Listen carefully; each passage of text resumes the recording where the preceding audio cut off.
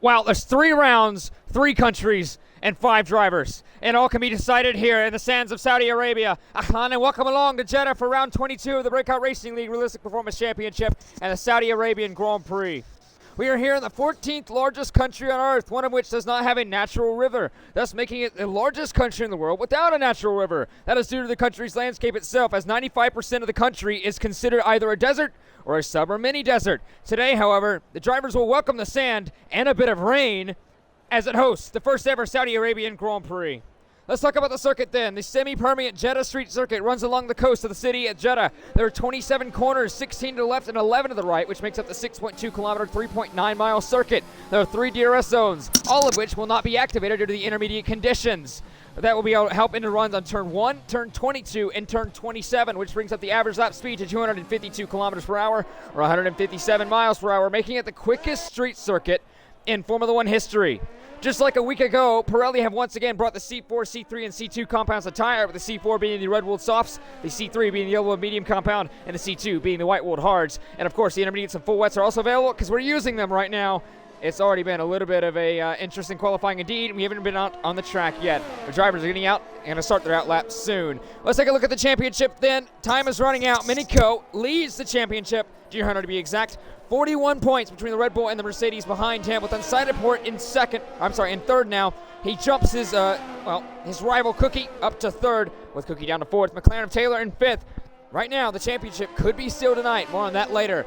The AlphaTauri of Mumu's at 6th with his teammate Alpha Nisus in 7th. Behind him, Ron Swanson in 8th. You have Ferrari in 9th, the Alpine in 10th. Rounds out the top 10 is Supply Raptor in the Williams. Let's take a look at the Constructors' Championship then. This, however, cannot be decided tonight. McLaren leads the championship by 45 points, almost.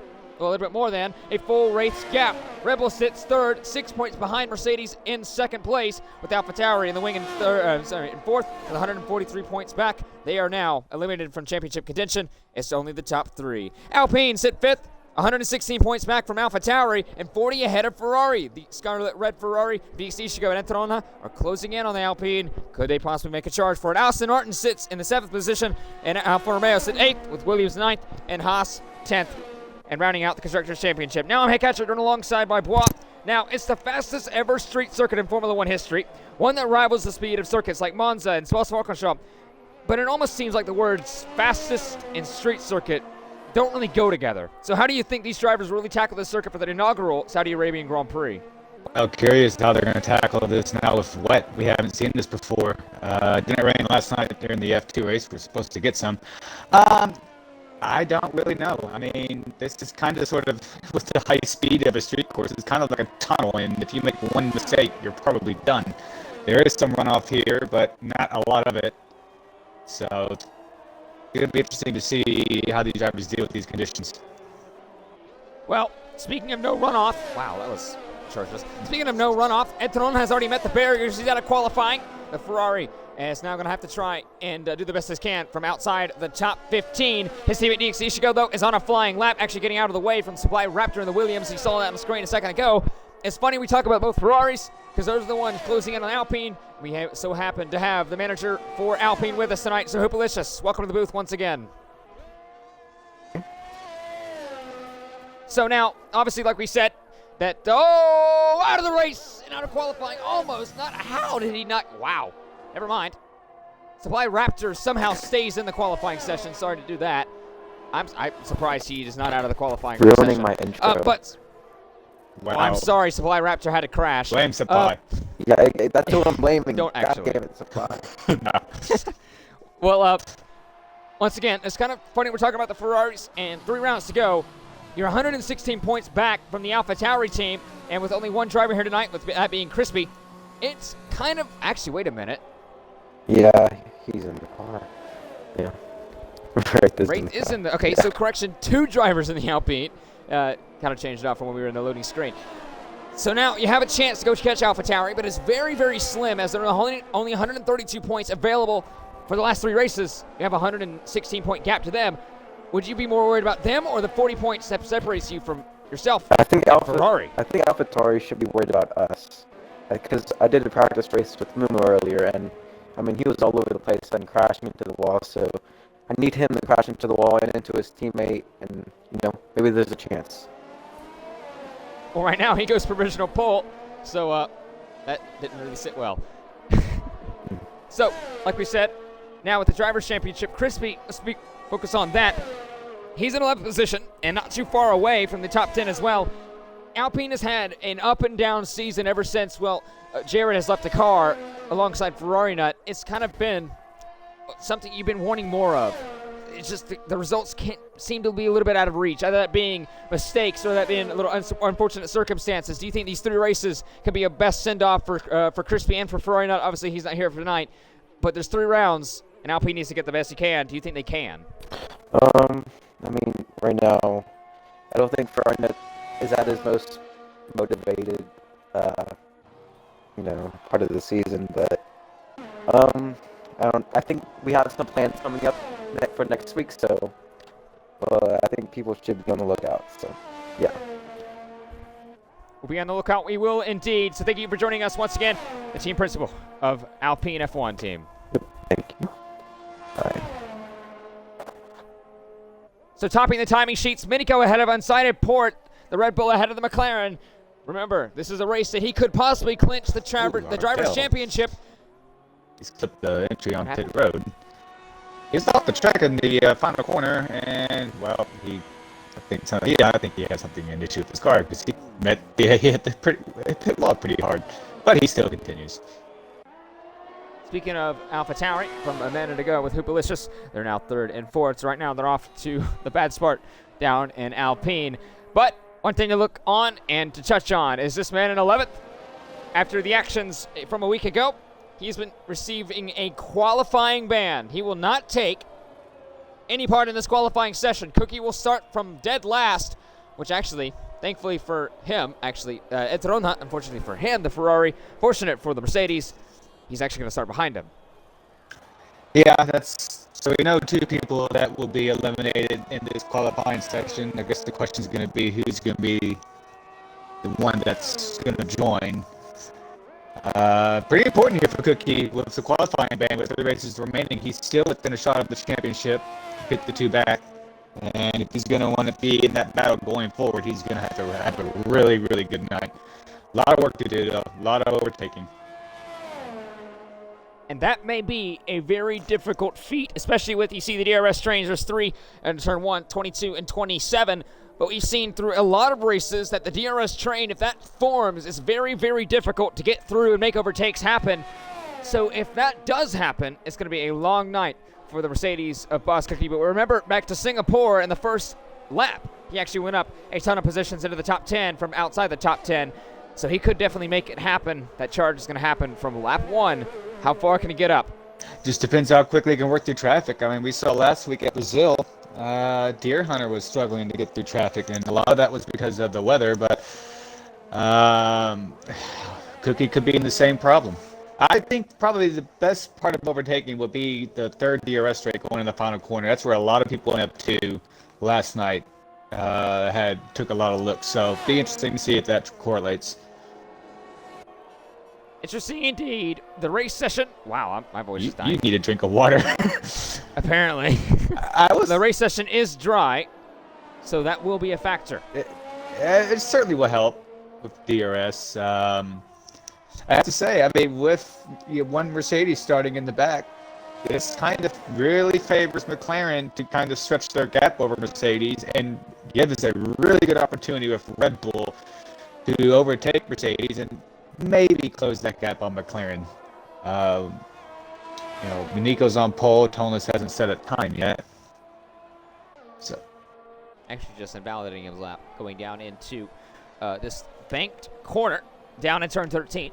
But like we said, with Mercedes, they're about a race gap off in the Constructors' Championship to McLaren.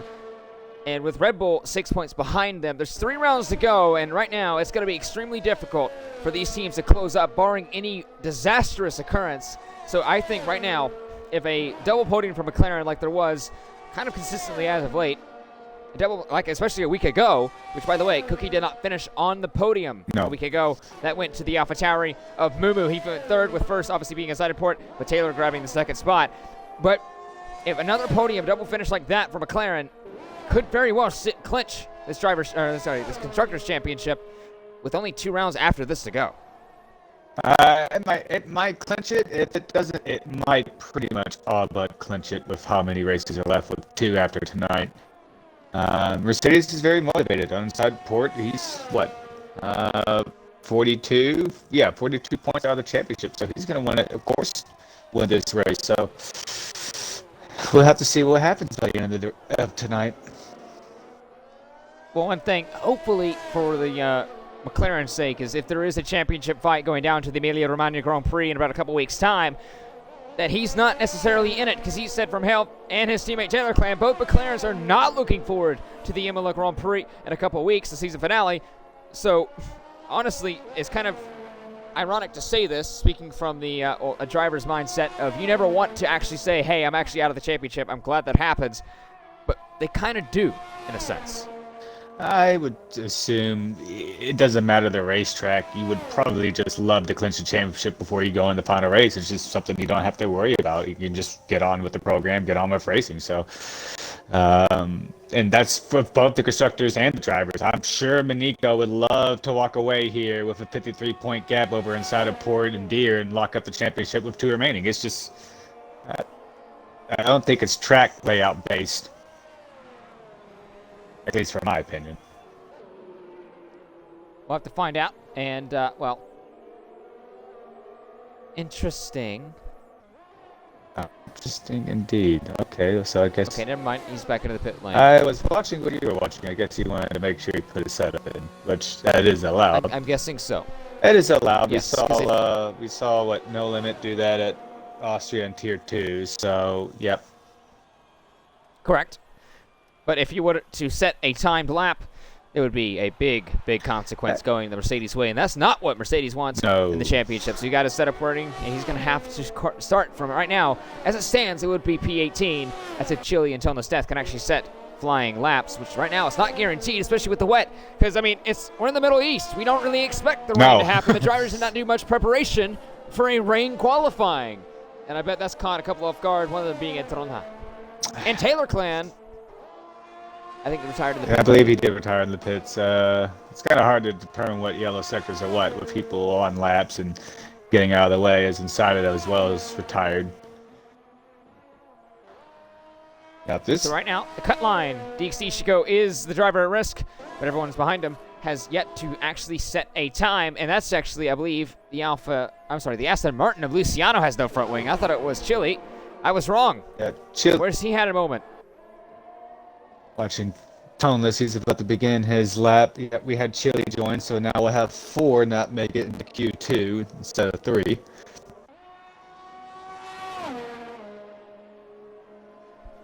Now, so far, we got both Williams, P9 and P12. We got Haas and P13 and tweaking. Good showing for them so far. These conditions will suit them.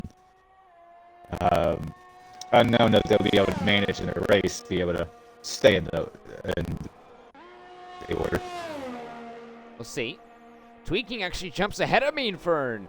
That battle raging on for 12th and 13th between the Haas and the Williams. Remember, that championship is also going on. It's not always just about the top 2 or the champion of the Constructors' Championship for the Breakout Racing League Realistic Performance tier, but every position in the team championship counts, and Haas and Williams are only separated by 1 singular point, so 1 qualifying position here could theoretically mean a championship position gained this race. But right now, Supply Raptor sitting in the top 10 in 9th position. As it stands, he would be gaining 2 points for Williams, bringing that gap up to 3. Yeah, although with the championship ending, I mean, if any of these drivers here want to continue on to next season, you know, this is pretty much, you know, you got 3 races here remaining. It's an audition to kind of show what you can do in order to possibly get a better ride next season. Toneless. Indeed. Nico has retired from the pits, and Toneless in the 3rd DRS, he's coming to the final 2 corners. We're seeing this place in daylight. I might add, he doesn't pull over. Weird with the intermediate tires on. It is true. He doesn't pull over Verstappen. P7. P7, so, yep, he should be good. So, we're just waiting for Chile to set a lap, and right now it's Alfa Romeo right now on the bubble. Ardell is in the race in the Q2 right now, P15, but his teammate Valkyrie isn't. Right there, that gap only about 0.2 of a second, roughly 0.3 of a second to be more precise. But Chile now is on the track, and he will set his time in a few moments' time. But let's go look at the gap to leader here between all the times. First, all the way down to 5th position, separated by a second. That's a good lap for Minico. But look at Crispy in the Alpine. Remember, we talked about this. The Alpine has always thrived ever since it started raining. Looks like it's continuing on here so far tonight. Yeah, Crispy's due for some luck. Mexico, if I'm not mistaken, he was running into podium places and had a wheel glitch. Or maybe that was another race, but yeah, he deserves at least some good fortune, some good luck. Let's hope that is the case, because he wants it as bad as, obviously his team principal, Hupalicious, did as well. He's right now in the front row originally, but that, remember, is for qualifying 1. He retires to the pit lane as well as, both McLarens and Minico.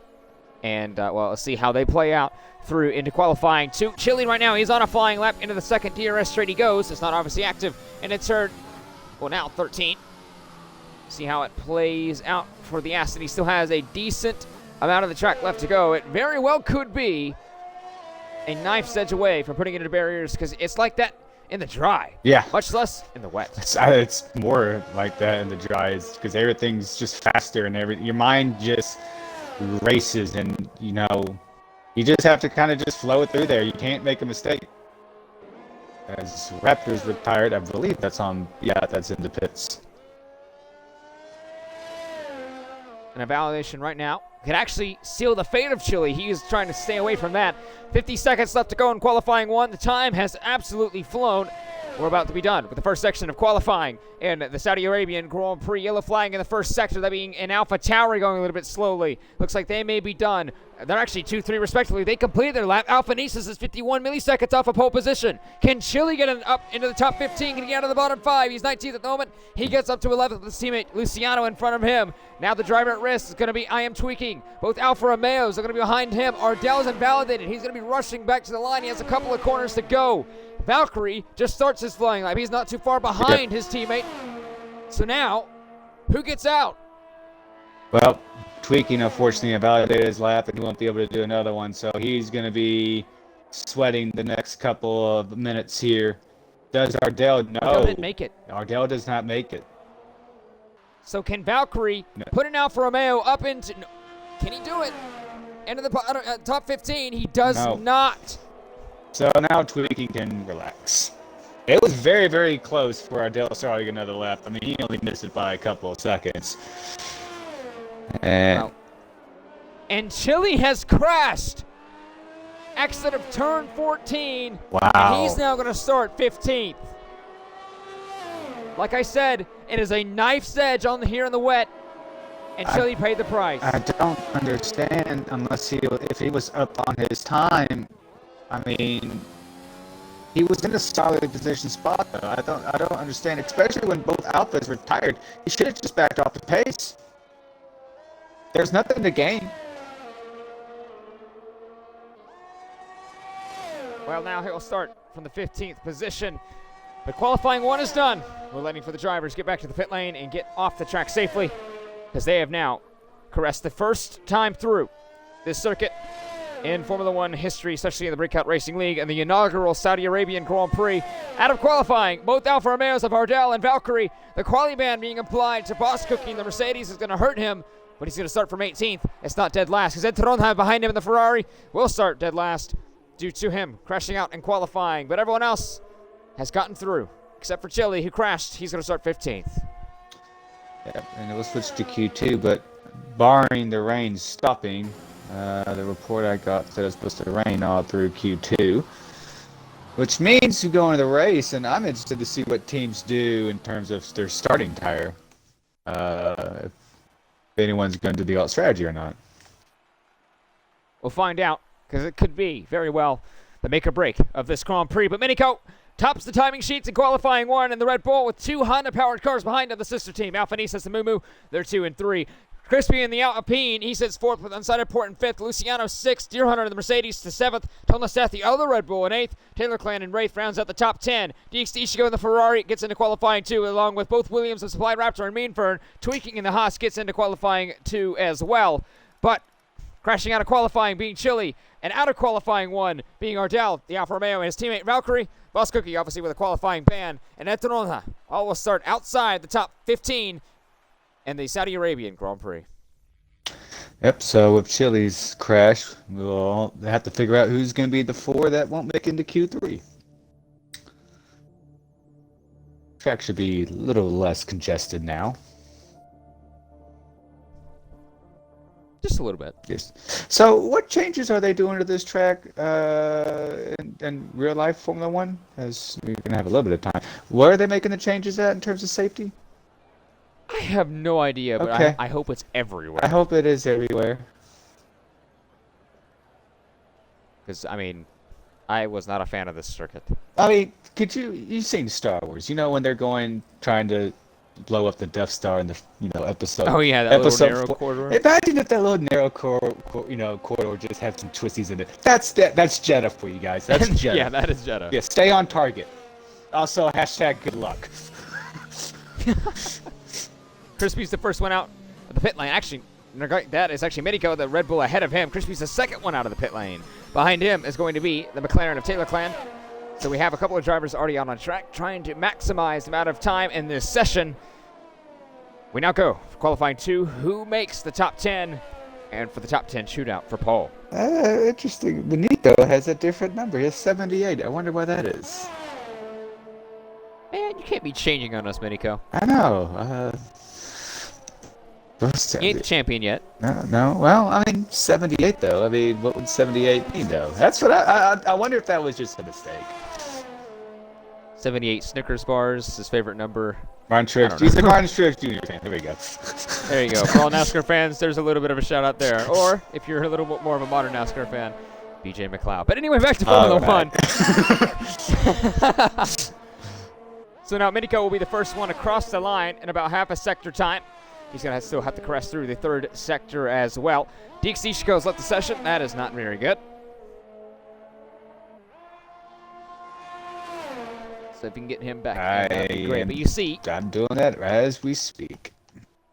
There's the coast. You see a little bit of a yacht in the corridor there, a little bit of the horizon. But you see the fruitful lights here in Jeddah. This race is going to be absolutely amazing come race time. It's going to be dry, and it's going to be dark. It's going to be fun to see, but now we have to get through qualifying 2 first. Who gets into the top 10 for the top 10 shootout? Nico will start his lap now. Behind him, going to be the Alpine of Crispy. He will start his flying lap as well, and behind him will be the McLaren of Taylor Clan. I guess DXT isn't online, so hold, please. Nico has a really wide open spot ahead of him. There's no one in the sector, barring the Mercedes of, Deer Hunter. All the way now, he's just completed that second sector split in a couple seconds' time on that straightaway he has. But Minico going through the first sector in a few corners. We'll see what that really puts him. We don't know really how competitive it is until he crosses that start-finish line at the end of the lap. He goes purple originally, but is that really true as he's the first one to go through that timing sector? Behind him, Crispy. He invalidates, so he's going to hold on at least ahead of Crispy. Well, unfortunately for Crispy, if he has the fuel, he doesn't have to worry about tire life on these intermediates. And sometimes second lap or even third lap would be better off. So it's not the end of the world for Crispy. Very much so. He could, go again. Because, I mean, you've seen multiple times. We've seen actually numerous times through the Formula One Championship. It may actually be a little bit faster to go on a second or third lap in the intermediate tires and in wet conditions. But now we'll see how that plays out through the rest of his qualifying, because maybe that sacrifices more track time that he really didn't want to have or whatever. We'll have to find that one out. But Minico going out into the final corner he goes. He topped the timing sheets a session ago.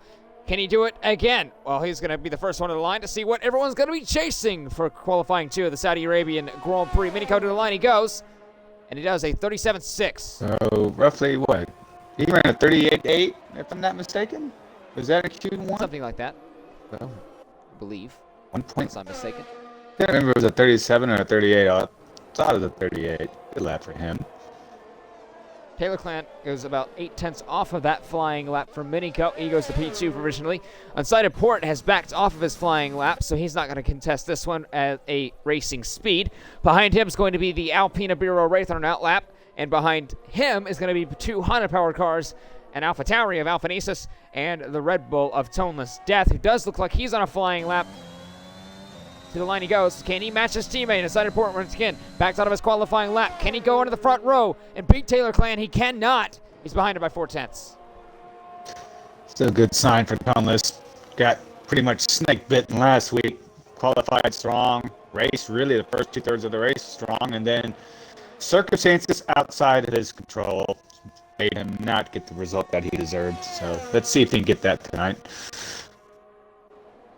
P3 for the Mercedes of Deer Hunter. He goes ahead of Toneless Death and behind Taylor Clan. And right now it may be crucial qualifying-wise, but not just yet. You need to make sure you're in the top 10, but also you need to make sure you don't crash out, because, I mean, like we said through qualifying already, especially tonight. Yep. Chili was in a top 15 position, crashing out. Now he'll start 15th and won't take any part of qualifying too. So that's something on the back of these drivers' minds is to push as hard as you can, but don't leave it all out there, as Minico actually goes even faster. Yeah, he improves by, what, 3 tenths there? Or no, about a tenth there. He ran, yeah, I remember that last time. Nice. So Luciano will start his flying lap, and behind Tim is going to be Wraith. Actually, I'm sorry, it's going to be Crispy. Wraith is going through now the final sector in the Alpine. So probably had 5 set of time. Unsighted Port made a mistake, so I had to ignore that one at the moment. See who else. Into the final corner. I believe Unsighted Port is actually ahead of the Alpine of Wraith. So what can Port do in the McLaren? He's hopeful for that championship. He's now 2 tenths off of that provisional pole in qualifying 2. Wraith goes to 6th, maybe a little bit off of the time he really wanted. Behind Tim, Toneless Death, I believe, completes his lap. I don't think he improved that time. Behind Tim, I believe it's going to be it's going to be Mumu, rather.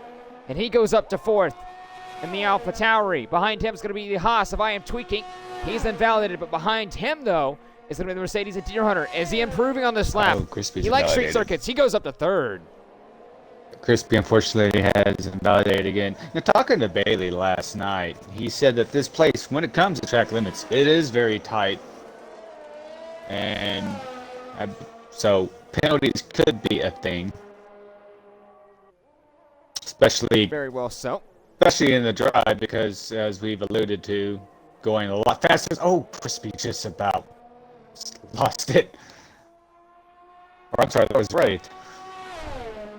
See if Minico can go any faster. He does not this time. Behind him is going to be Luciano and the Aston Martin. He comes into pit and backs out of that lap. Crispy is going to be through and into the pit lane as well. It's actually a very fast pit lane into the entrance of Jeddah here at the Jeddah Street Circuit.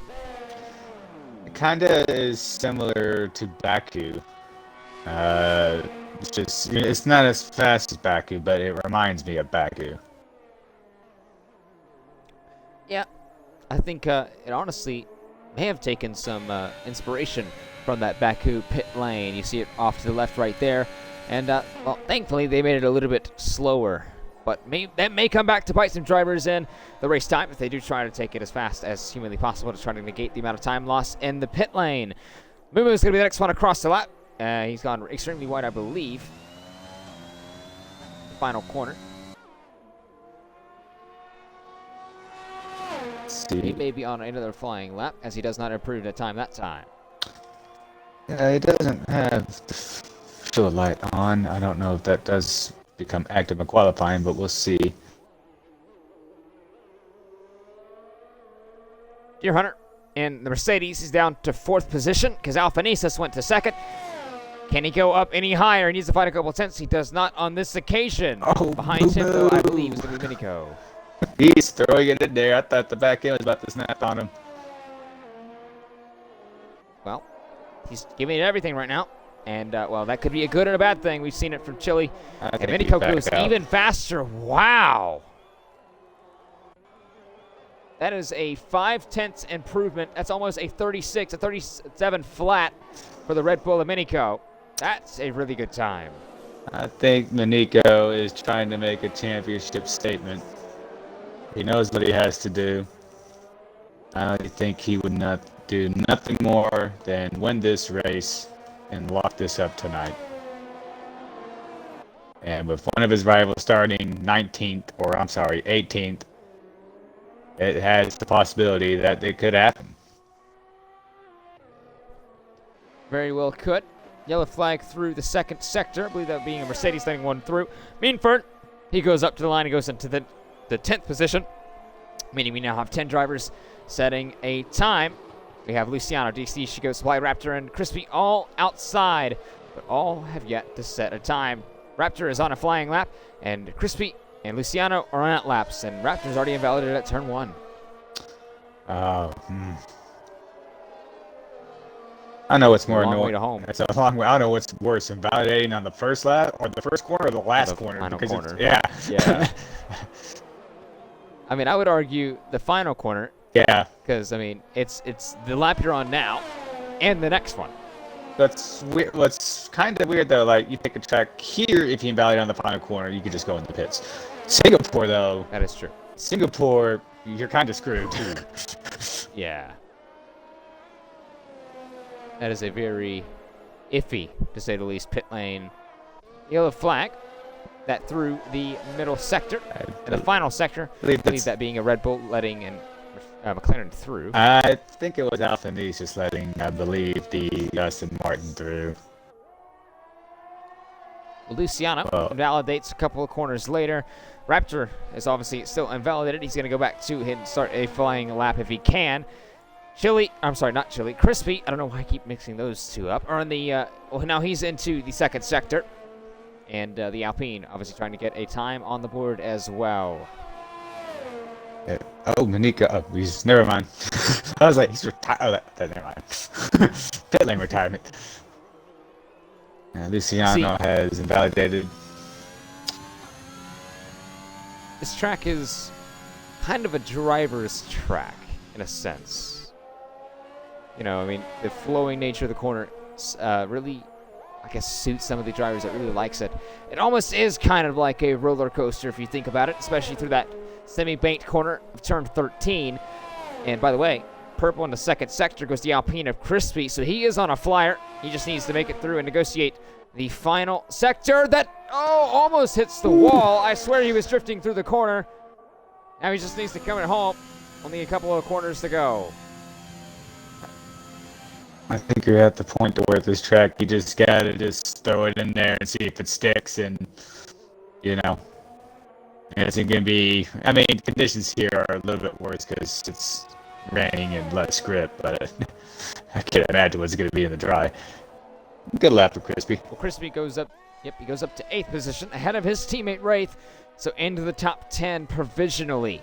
Well, now he has to worry about Luciano. He's going on another lap again. See if he can set a valid lap time. DXT Shigo is on a flying lap once more. 2 minutes and 30 seconds left in the qualifying 2. It's now or never to determine who gets into the top 10 and who is going to be the top 10 champions to fight for pole position of the Saudi Arabian Grand Prix.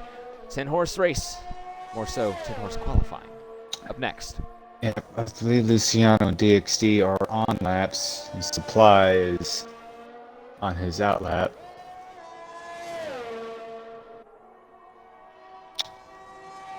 See what Luciano does for Sector 2.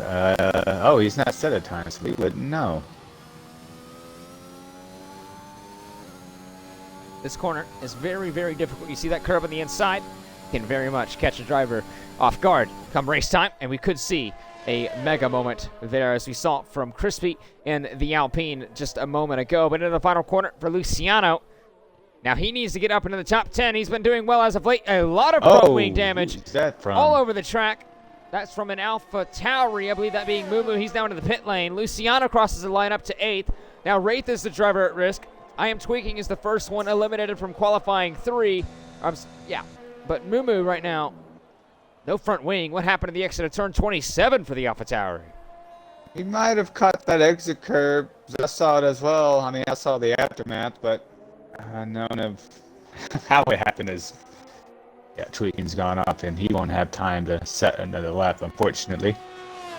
DXT, doesn't go. So he has one more lap because there's only a minute left in the session.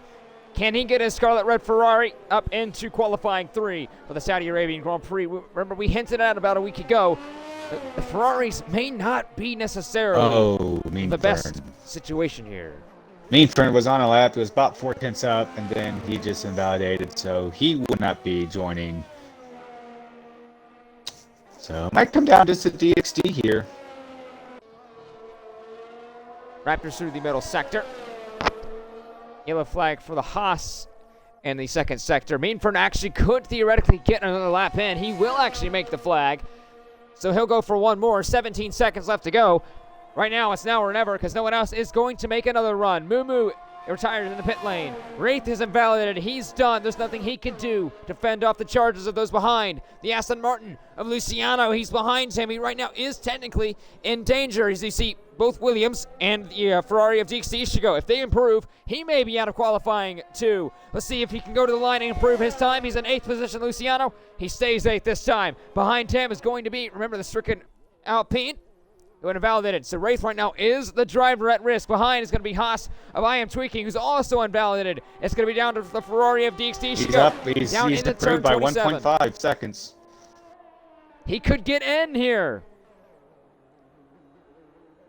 Can he do it? He'll need to gain Ferrari about 6 needs tenths. to get in. They want to get in. Can DXT Ishigo get into qualifying 3 in the Ferrari? He does. Can. He goes to 10th.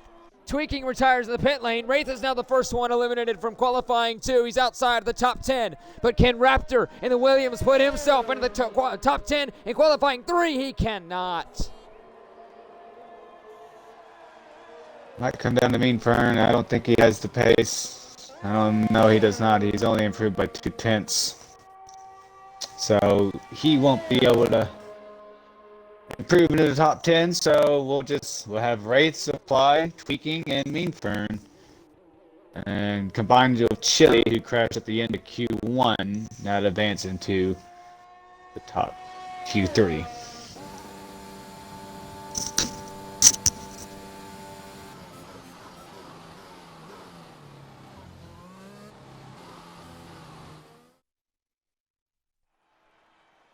Well, it's already been quite the session, this one. And qualifying 2 of the Saudi Arabian Grand Prix. Minico tops the timing sheets like he did in qualifying 1 this time. 2 tenths to 2 McLarens instead of 2 Alpha Tauris. Poured ahead of Taylor in 2nd and 3rd. Deer Hunter in 4th. Alpha Nisus behind, or instead of his teammate Mumu in 6th. With Tona Seth in 7th. Luciano, Crispy, and DXT Ishika all will make the qualifying 3 and the top 10. BRL Wraith, Supply Raptor, I Am Tweaking, and Meanfern all eliminated from qualifying 2 and will not take further part in qualifying. And obviously, from 15th, you have Chili, who crashed in the exit of, well, I believe it was turn 14 in qualifying 1. He will start from 15th. But now we have decided who starts in the bottom 9, who starts in the top 10, who gets pole at the Saudi Arabian Grand Prix.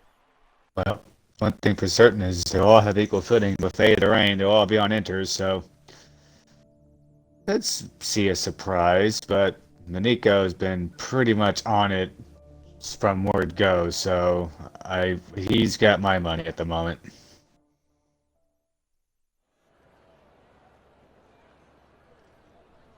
But, Looks like the rain continues. And we're now in tonight, so.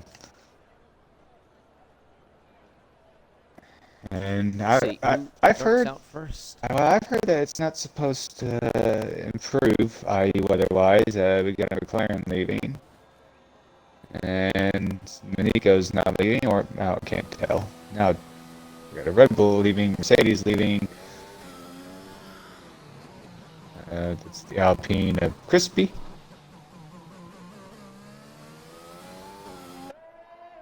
Now then, 12, or more specifically, 11 minutes to go. 10 drivers over the course of round maybe 5 teams. As you see, McLaren has 2 cars in, Alpha Tauri have 2 cars in, Red Bull have 2 cars in. Well, actually 1 Mercedes, 1 Aston Martin, 1 Ferrari, 1 Alpine. 6 teams. That was close.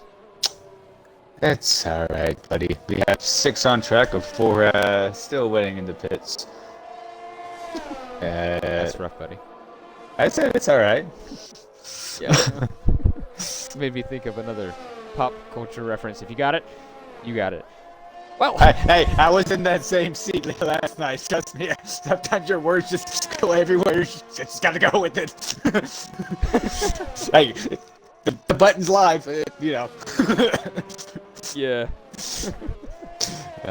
Inside of Port is going to be the first one across the line to start his flying lap. Behind him is going to be the Red Bull of Minico. Remember, if you're just tuning into the stream, he can clinch the championship here tonight. More on that on the formation lap. But it's, we're still in 2025, but wait, there's more. But wait, there's more. There's always more. There's always a catch. Well, let's see. I mean, if McLaren can't catch Minico or out-qualify him, they might be content with P2, P3 with the obvious in play. Mercedes, like we've alluded to, they have a lot of work to do. Deere probably needs to get as high as he can forward because it's not guaranteed that Boss Cookie will be. I would hope he's in the points, but I don't know where he's going to be in terms of the running order. Well then, qualifying 3. Who takes pole position? That was a car going wide. I believe that would be an Alpine, that being Crispy. He was letting. Now we see. I think he was letting Deere through. Kind of not really many places to let a driver through in this one. No, there's not many places to hide. I mean, the straights are probably your best bet, but probably this is one of those tracks where it's narrow that, you need to be aware of who's behind you. If, I would probably be telling, hey, just consider everything behind you on a lap. Not a bad philosophy. Sure as you don't have to worry about that. Well, I mean, right now I could say, well, all but 2 are on out lap. There you go. So. Well, there you go indeed. Well, inside of Port, around the final corner, he will be the first time. Everyone else is chasing the McLaren. To the line he goes, that being a 37.8. What can Minico do? He goes a 37.1, 7/10 faster than the McLaren. He'll go provisional pole. Well, let's see what he does on his second lap. He improved. He did 3 laps in Q2, and he improved by 0.8. So let's see if he's got more pace. The next one up to the line is on a lap is going to be Mumu, who actually is, never mind, he's at a dead standstill, almost a crawl, going through turn 26. Toneless Death will start his flying lap in a few seconds' time, along with, well, actually, he just started another flying lap, that being Crispy in the Alpine. The next driver to the line that is on a flying lap is going to be Alfa Nisis. He's going through into the third sector. Yeah, I don't know if Minico backed off or not, but he's not replicating his time. Well, that kind of was a really good lap out there. It was. It was very close to what he set in Q2. He'd set a 37 flat pretty much, so very close to that pace. We saw the McLaren almost equal that. We've seen Alfa Nisis almost equal that. Well, he won't do it on this occasion. He comes into the pit lane in the AlphaTauri, so he'll go once again at a later date, absolutely crawling into the pit lane. But it looks like, what, Minico? Yeah, he's 1 second down in the second sector, and Port is obviously behind him, meaning he let him through. So they both will not improve on their time this time. Minico looks like he will go into the pits. Yes, he will. Port, will he follow? Yes, he will indeed. Deer Hunter, though, will he go into the pit lane this time? He does not. He stays out. Does the Mercedes improve? He does improve to second position ahead of unsighted Port, and that's crucial for the Mercedes Championship hopes for the constructors, because obviously his teammate's going to start way outside the top 10, down in the 18th position. Luciano crosses the line, P4, about 1.5 faster than his previous time. Crispy goes up to 4th in the Alpine, gets ahead of Luciano. But now Toneless Death in the Red Bull. He'll go across the line in a few seconds' time. What can he do? Can he get up into the top 3? Can he get up into the top 2? Can he get on the pole position? He'll go 4th position ahead of Crispy in the Alpine. Let's see where Taylor's at. Taylor hasn't set a lap yet. He is on a lap, just starting. He's in sector 1. DXC's on an outlap. And out comes Benico again, so he's going to have another crack at it. 5 minutes to go, so there's plenty of time to do so. I think he's got the pace to be in the 36s if he just nails it. He has to watch out for traffic and obviously self-made mistakes. As qualifying 3 coming to a close, 5 minutes left to go in the session. It's time to see who's going to be on pole for the Saudi Arabian Grand Prix. Taylor Clan on a flying lap through the middle sector. Now he's going to go into the timing sectors in a few seconds' time. Where does that put him in relegation to the entire field? Is it purple? It is provisionally purple at 105.2 in the middle sector. Yeah, but is that a purple of his personal best or? Oh, well, he had a huge snap and he almost clipped the wall, or I think he did clip the wall. He's still going. He may have. I didn't see any damage come off. We'll see. Through the final corner he goes behind Tavis Crispy.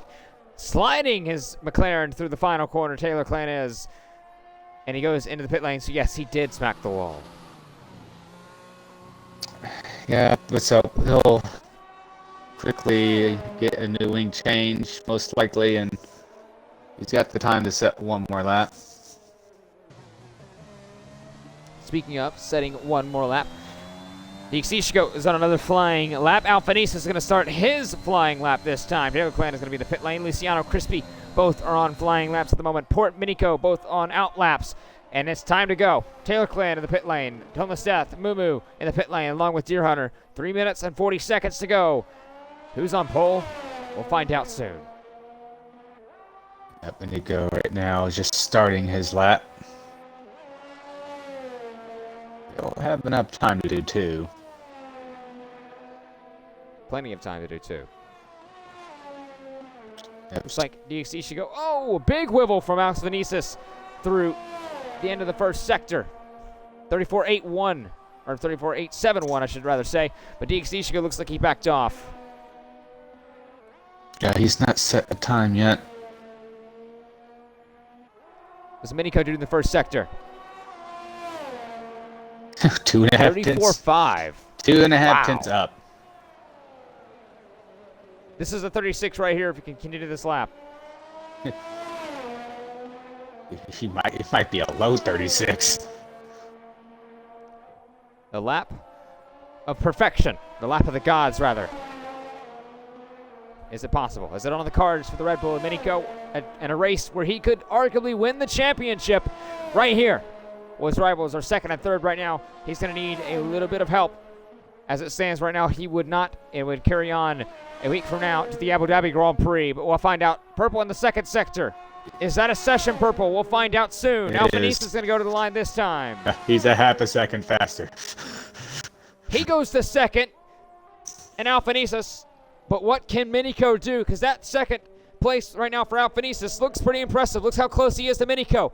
Man, watch that time be absolutely destroyed. Minico, a lap of perfection. Can anyone improve on that? That is a 36.6. Yeah, incredible lap. He didn't improve in the third sector, but still, that's impressive. Really impressive. I didn't see him make a mistake in the third sector. Oh, we're coming down to it. Sector was already good. 30 left. Taylor's going to start his lap. He won't have the chance to start another one, so this is all or nothing. And His teammate outside of port will also do the same in about half a lap time. DXC is just coming out of the pits. He's going to have to really hustle, but I don't know if he's going to have the time to get to the line. I don't think he will. He's going to... It may be really close. I don't think he did. I don't, because it's, what, an average Crispy's 136. Crispy's out. Did he crash out? Yes, he did. He crashed. He crashed in the exit of turn 25, I think that is. So the Alpine will take no further charge or challenge in this qualifying session. You see on board with the Alpha Tauri, that being, well, Alphanesis. If I would go to the right car, you would actually say, oh, Luciano's out right there in front of Mumu. And that is a huge crash for the Aston Martin. Up to both Aston Martins have crashed, so Luciano at the moment, the best he will do is P6, but Taylor has not set a time as well as Ichigo.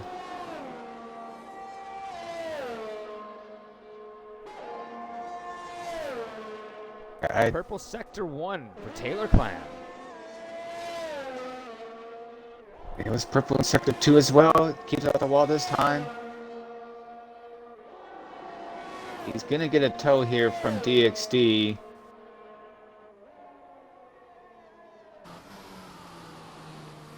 See what he does. What can he do? He's going to... His teammate is up into 4th. Where does he go? DXD does not make it to the line. P3. Good lap indeed for Taylor Clan. Deer Hunter, the Mercedes, is a crucial race for him. He goes up to 2nd. Alphanesis, can he do anything about it? He's in 3rd at the moment. Unsighted Port in the McLaren. What does he do? He's going through turn 13 this time. Moo in the Alpha Tauri. He had a heck of a sight seeing a stricken and crashed Aston Martin in front of him on his lap. Tone Lestat goes up to 6th and improves on his time ahead of Crispy and Luciano. But what can Mumu do? The Alpha Tauris have looked quick. Can Mumu go himself onto the 2nd row? He goes onto the 3rd row in 5th position. That leaves inside of Port to finish the lap. He's 5.5 tenths up. He could go for 2nd position here. Maybe even if he finds the pace, could he go for pole position? He was close, remember, in the 2nd qualifying session. For him to get pole, he's going to have to pick up a 2.5. We'll see. That looked nice. To the line he goes. Another crucial race. The championship protagonist. He needs a good start position. He gets 2nd.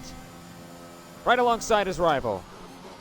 Well, the top 3 positions are 3 drivers, 3 of the 4 that are in the Drivers' Championship fight, and the 3 teams that are in for the constructors. My brain was giving me a freeze. Well, you see, 2 drivers in the 36s completely threw this out the window because it's going to be completely dry in the race. But regardless, Minico will start from pole on the inaugural Saudi Arabian Grand Prix alongside his championship rival, Unsighted Port. And behind him, another championship rival of Junior Hunter in the Mercedes. Alphanesis will keep him company on the 2nd row of the grid ahead of Taylor Clan in 5th. Also a championship rival. There's way too many to count. Mumu will keep him company in the 3rd row of the grid in 6th. Tone Lestat in the Red Bull in 7th. Crispy in the Alpine crashed out in 8th. Luciano did the same fate in 9th. And DXD Shigo did not set a time. That's your top 10. We've had qualifying done. It's been chaotic, but now it's time for the Saudi Arabian Grand Prix. Yeah, we had 4 people crash out, both Aston Martins, and then we had the Ferrari Vetranha and Crispy in the Alpine. I believe that was it.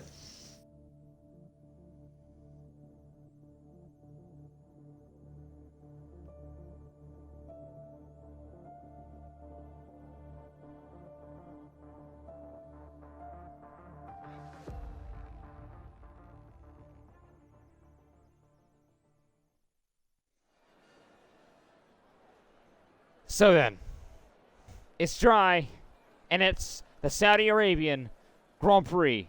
Up next in 15 seconds. It's going to be fun. It's going to be great, and it's going to mark 3 rounds remaining of the Realistic Performance Championship and the Breakout Racing League for Season 7 overall, Season 3 of the Realistic Performance Championship itself. To the formation lap we go, but crucially, what tires did the drivers choose? That's going to be interesting of which ones that they choose. But the only data I have to go off of is, I guess, last night, where everyone in the feature race was on softs, except one person who Pelicious, and he was able to maintain. And I know they're equal cars and stuff like that, but the mediums did not. They did not get this. He did not really get swallowed up by the softs, and he was able to maintain. So, interesting to see.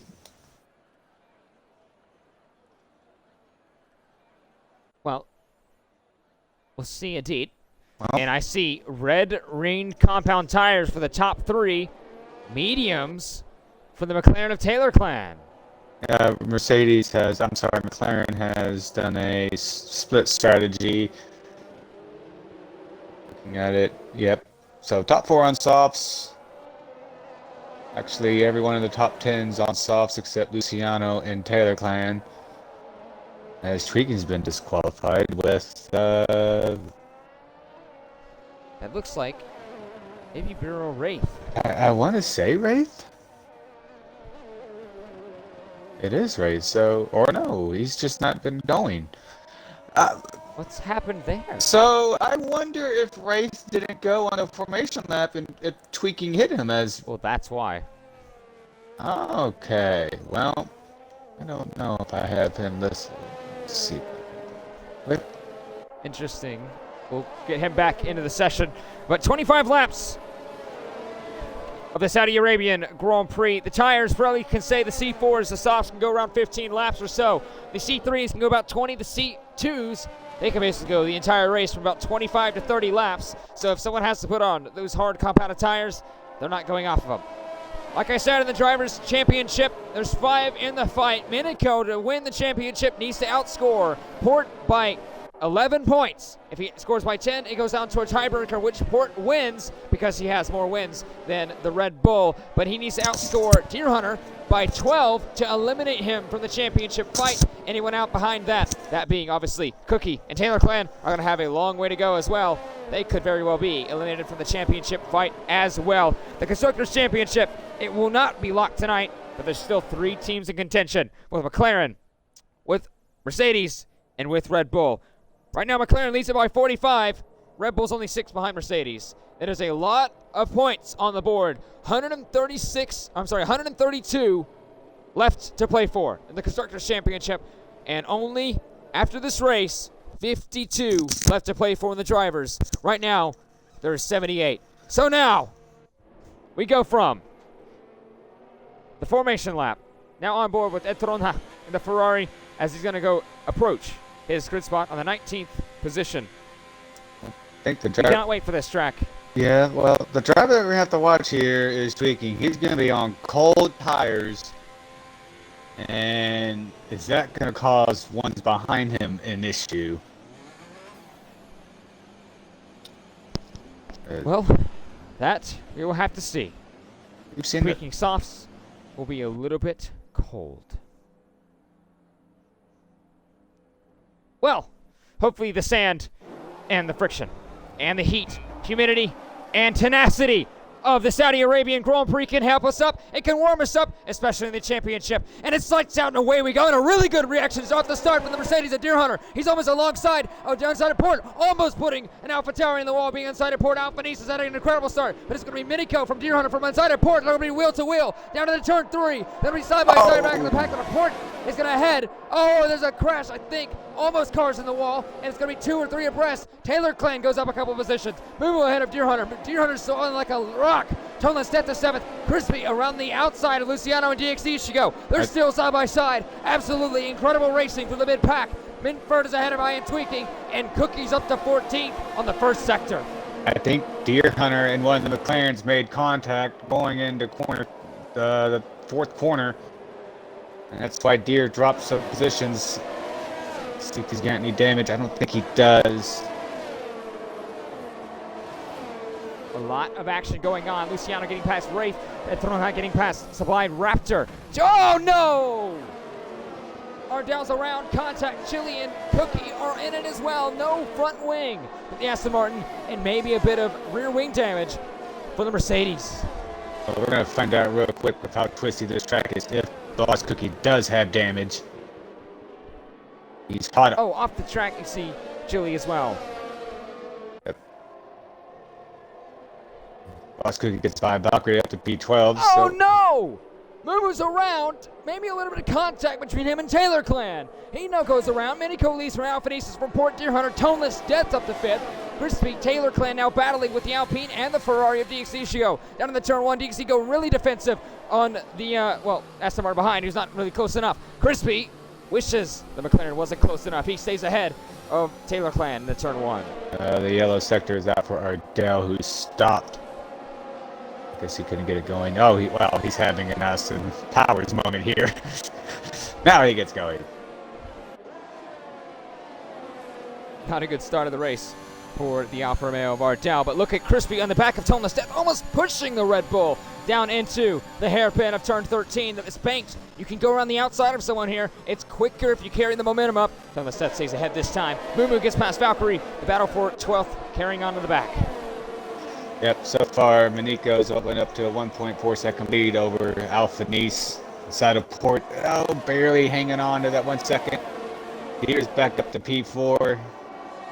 And then the DRS train is going to basically start behind Deer from P4 all the way down to P11. Well, crucially, Minico has broken that DRS, Yeah. and so is Alphanisa, so is Port, so is Deer Hunter, like you were saying. So Toneless Death right now is the first one sitting duck, but look at the sitting duck. Here comes Crispy and Taylor Clan. They go at it. Taylor Clan around the outside of turn 27. He's going to go around the outside of the final corner. The medium's on the McLaren. The softs on the Alpine. Looks like more trouble. He's still there. Oh! Contact between the Alpine and the McLaren of Taylor Clan. And Crispy into the barriers and into the pit lane this time. I mean, Crispy didn't give him enough room. Nothing Taylor could do there. You saw the Alpine weaving displeasure with the McLaren.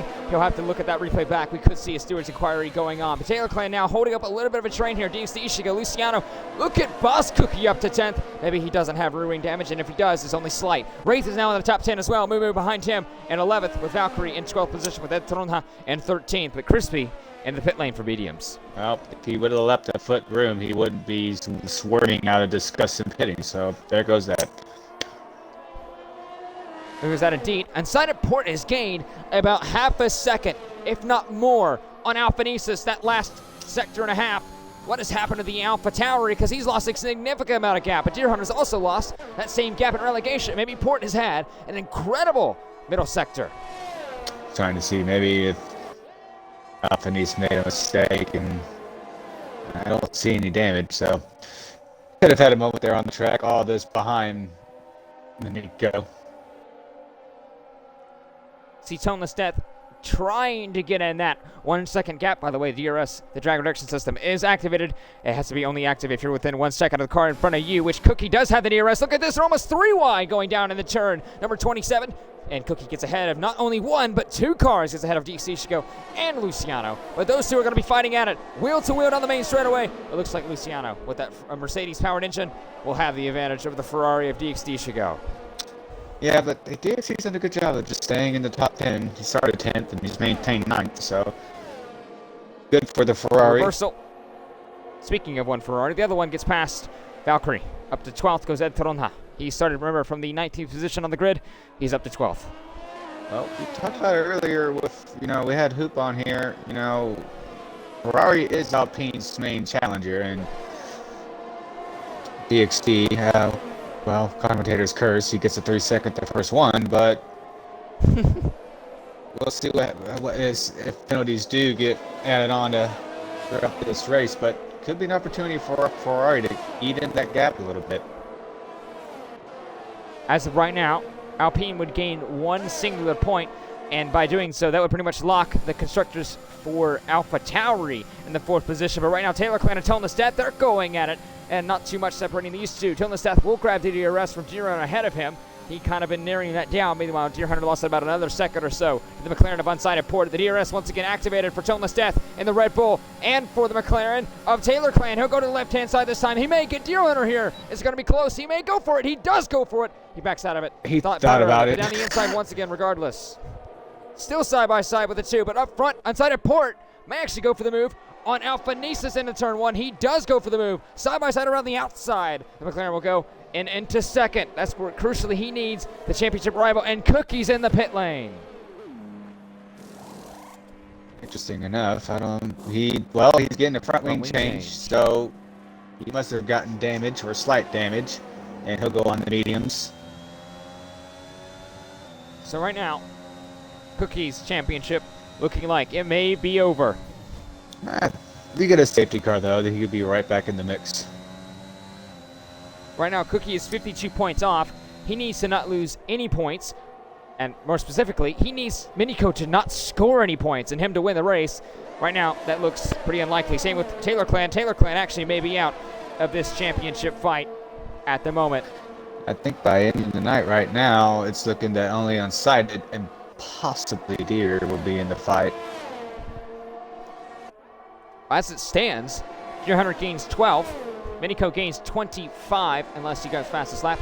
in which he does not. Cookie does. That's 25 points to him, gaining 13 overall. Deer Hunter's out of the contention. It's only the top 2.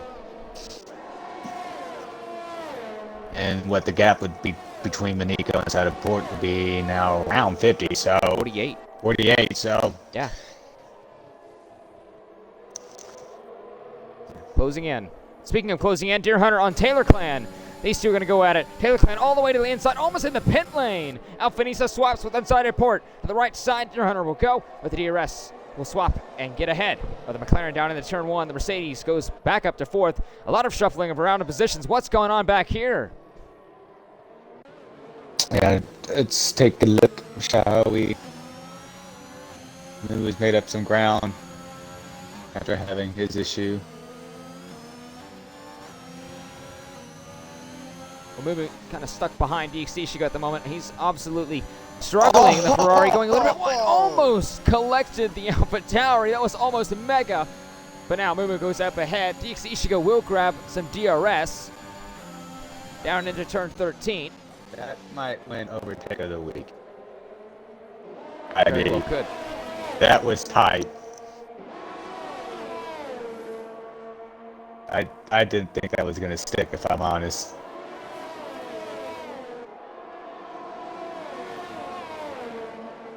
Cookie gets past Mean for now. Battle for 13th. The Mercedes now charging once again. But look at Crispy going down the inside of the hairpin of turn 13. That corner was almost semi-banked.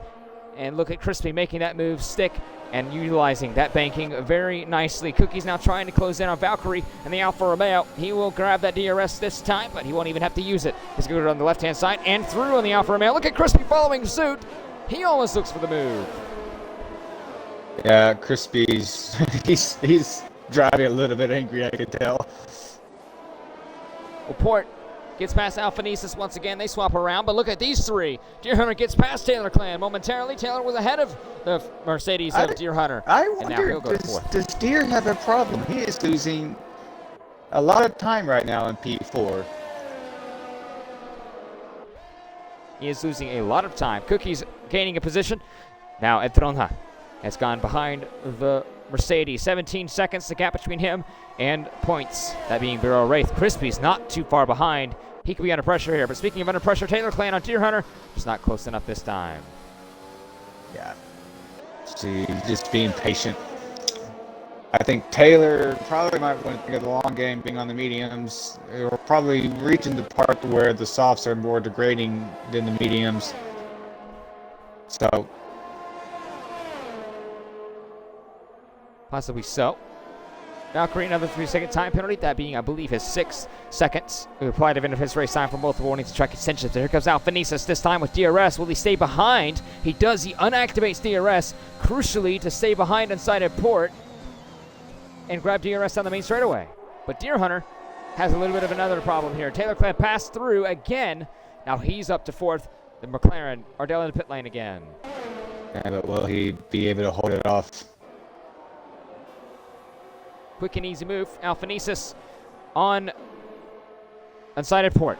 But his teammate Deer Hunter overtakes the McLaren, I should rather say. Deer Hunter overtakes Taylor Clan.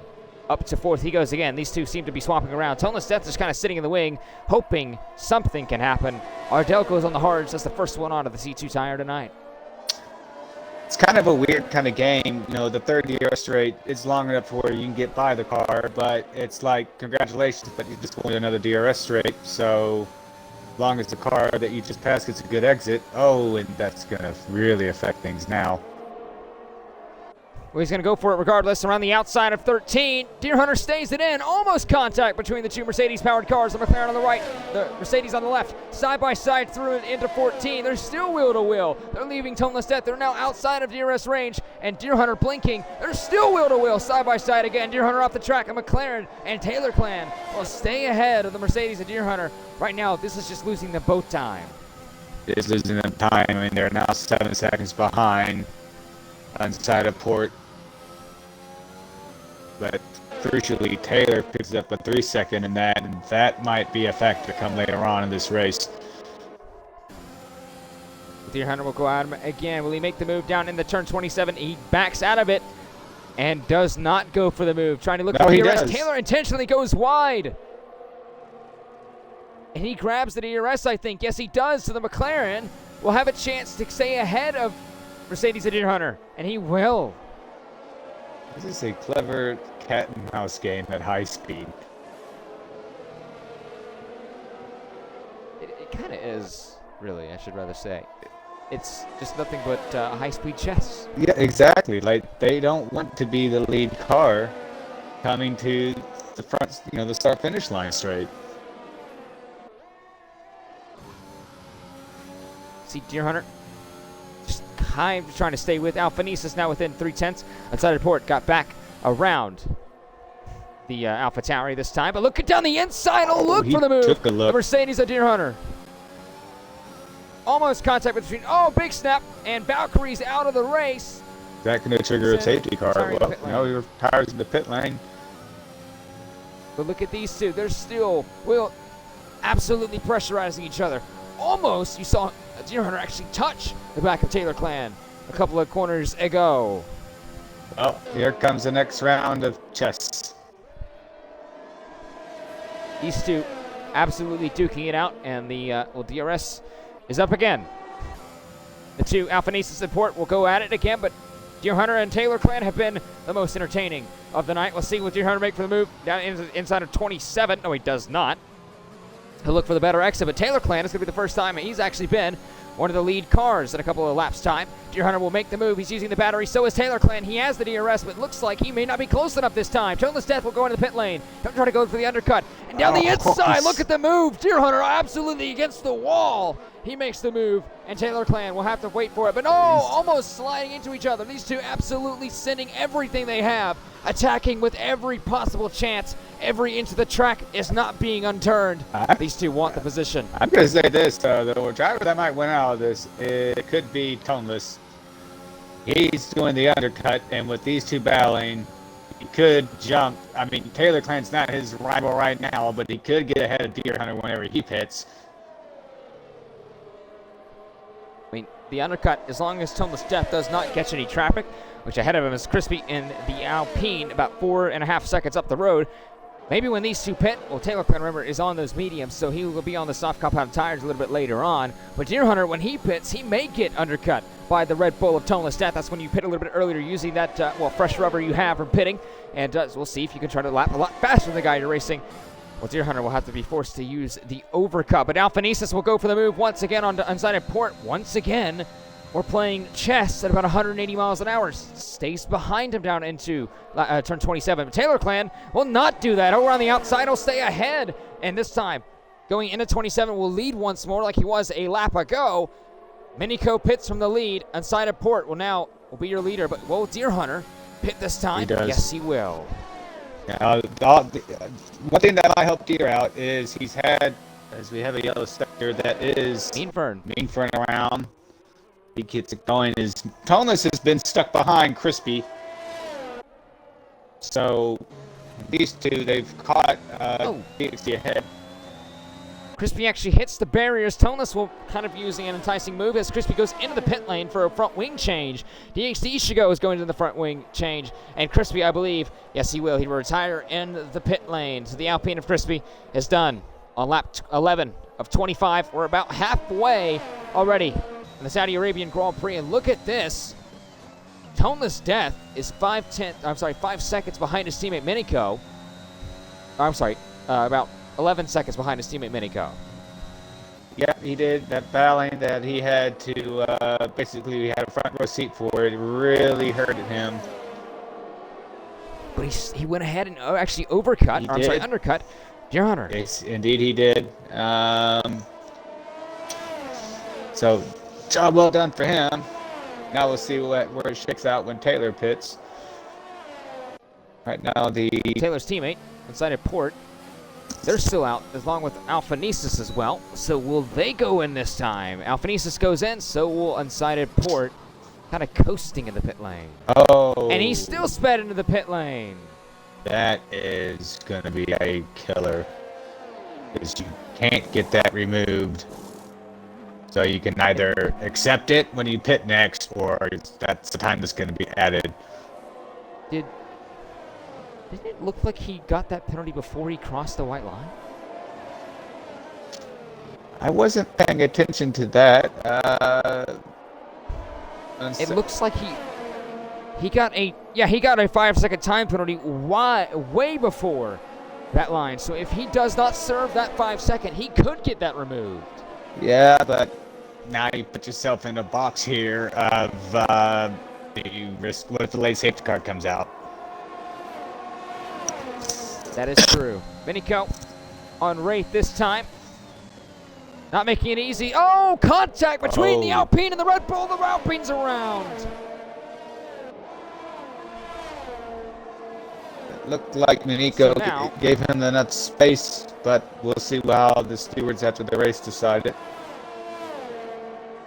Wraith and Minico made contact, but it looks like maybe Minico may be okay front wing damage-wise, because it looks like he did hit his front wing. Yellow flag. That looks like it may be the Mercedes, I think, of Deer Hunter. Either that or it happened ahead of him and the yellow flag did not clear. Looking at Deer Hunter, who got by Thomas' death, looked like he has any damage.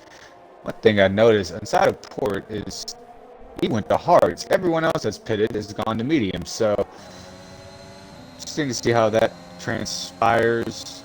I want to. Alphanissa's got ahead of Minico, by the way. I don't know when that happened, but it happened, because now Minico makes the move on Alphanissus, and now he goes back up into the race lead. Interesting. Did Minico have a moment that we didn't notice? Even though Alphanisse was only about, they were only about 3 seconds behind, so did their undercut really, was it that powerful? Unless it was Wraith retires, that is in the pit lane. Both Alpines out on lap 13. Not a good night for them. It's good. So right now, that would pretty much lock fourth position for AlphaTauri.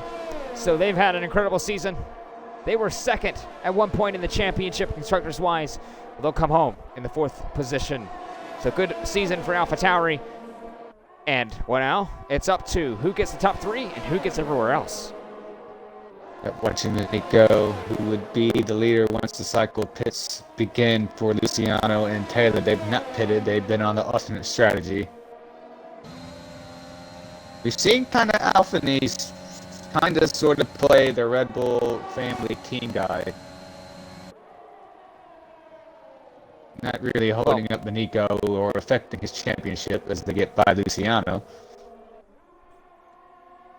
It was actually a very decisive move on Luciano, because Minico faked for the left and then went around the outside of turn 26, and Alphanissus followed him through not too long after. So now it's going to be a Honda 2-3 with, once again, Taylor Clan yet to stop, same with Luciano. But it's crucial here that Unsighted Port grabs this third position, because as it stands, if Taylor Clan and Luciano were to pit right now, Unsighted Port would be P3. Well, he has Deer Hunter to contend with. Well, obviously, he's going to be around 11 seconds behind the McLaren of Unsighted Port. So maybe this plays out really well in his favor. But what if a safety car comes out? Port has to either stay out or he has to pit and serve that 5 second. Yeah. And that could put him in a very, very bad place in this Grand Prix. There's one thing there's a flip side of that coin, though. If the safety car does come out, he does have the delta to probably serve the 5, take the tires, and maybe not lose position if he can maintain what he has. So, circumstances are unfortunate, but if he's able to serve that 5 and keep his position, I would just go ahead and do it. Not a bad idea. So if he can, might as well do it. Alphanissus, he won't play the team game. He'll go ahead of Minico in the Red Bull. Alphanissus now to second place on the road, and Minico to third. You see the gap to leader? Well, that wouldn't matter much because Taylor Clan is in this lap, and here comes Minico again on the AlphaTauri of Alphanissus. To the right-hand side, he'll go with DRS, and he'll go up into first again. Yeah, Alphanissus, he's been a kind of a regular driver on the podiums as of late. Got the potential of a win right in his sights, so yeah, he's going for it as Taylor and Luciano pit, both going to softs. Well, you see, I think right now a major part of this AlphaTauri championship charge, especially with the constructors strength, to lock that 4th position, came from, really, I could say, over the course of the season, 2 drivers. One of them being Alphanesis, the other one being Bailey. Yeah, those 2 have really done a solid job. And, fair play to Mumu. Mumu's gotten a podium. He got one last week, finishing 2nd, I believe. Yeah, they've had 2 really good, strong drivers to carry them. They have, and it's really played out well. And, theoretically, if you think about it, if Red Bull had that kind of strength of lineup that AlphaTauri's had this season, what could have been for this Red Bull team? They could have been decades ahead of the pack. I would be honest if, we'll see what transpires the rest of this race the next 2, but, Thomas, what if he was there the whole year? Could have probably put, Red Bull in a better position, but, it is what it is. Very true. Menico goes to the right-hand side. He'll slingshot through again. Menico ahead of Alphanesis once more. So Port right now sits in 3rd. Taylor Clan now overtakes Boss Cookie on track with a soft compounded tire here. Now, we talk about the team games, especially with Alphanesis and Menico. They're technically not teammates. They are in the same Honda-powered family and the Red Bull Academy, both of them. But speaking of actual teammates here, Taylor Clan is in a championship battle himself. But so is Unsighted Port. But he's on the better tire, you see, Taylor Clan, compared to his teammate Unsighted Port. So if he were to catch Port, do they play the team game? Do they stay behind, keep it how it is, 3-4, or do they just race it out? Because one position, if Taylor Clan passes Port, Minico wins the championship here. There's another factor in this. If you let them race, you have the potential of this nice gap you have in the Constructors' Championship go right out the window. So it could be, hey, let them race, or just swap. I think the only reason you can make the change or swap is if you feel like if Taylor can get to Alphanese and Nico. It's the only way I would probably do it. Well, one thing to actually point out, if Port gets P3, gains 10 points, and Menico wins the race with fastest lap, that's 11 points gained. That's what he needs to win the championship here. Yeah, because right now Deere is in P6, and Cookie is, where is Cookie? P5. Yeah, it's really on the cards right now for him to win the championship. I think if you're inside of Port and Taylor, it might come down to the question of if Taylor can catch those front 2 or not. Oh, look at these two, Mumu and Deer Hunter. Oh no, that's not gonna work. Mumu goes off the track. Deer Hunter makes a little bit more contact with the AlphaTauri, but now Toneless Death is in the mix. There is all kicking off between the two. Mumu's being aggressive. Deer Hunter's gonna get his elbows out. Remember, he is in this championship fight, and he knows right now as it stands, Menico would win the championship. Yeah, I think right now. Oh, look again. Oh. Almost contact once again. Deer is absolutely trying his hardest to get past Mumu and the AlphaTauri. Yeah, this comes for, desperation starts to creep in. If you're inside of Port, you're hoping Alphanese wins this race. Well, I don't know how that would play out, especially with the Red Bull camp, because, the team manager, Zach the Beast, to be more specific, he said himself that he has not made this call for these drivers to swap in favor of the Red Bull team. By the way, Luciano gets past Toneless Death, battle for 8th position. But in a championship fight like this, does Alphanese consider that? Or does he fight for himself? Because remember, he's not a teammate with Minico, but he's helped him before. Well, he's helped him before when also, if you think about it, it's also helped AlphaTauri get, the best result that they can. But Alphanese should not yield to Menico per of his championship as Taylor gets another 3 seconds. That might end that discussion what McLaren should do. But they should race. They should race. And you've seen Menico, we've seen Alphanese race. You know, they have really good pace, really good craft. So if you trust your drivers, let them race. We'll see how that plays out, because once again, if you call back a couple of weeks ago, Alphanesis let through and got out of the penalty window gap of Minico to make sure, well, he grabbed the most points he could and actually grabbed, I believe it was a podium in that Australian Grand Prix. So we could have that happen again. By the way, they swap once again. They're kind of just DRS training off each other.